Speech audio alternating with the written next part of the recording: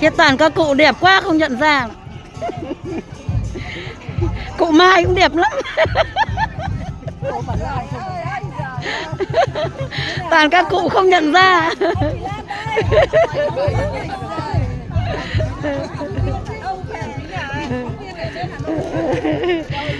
Tạm biệt.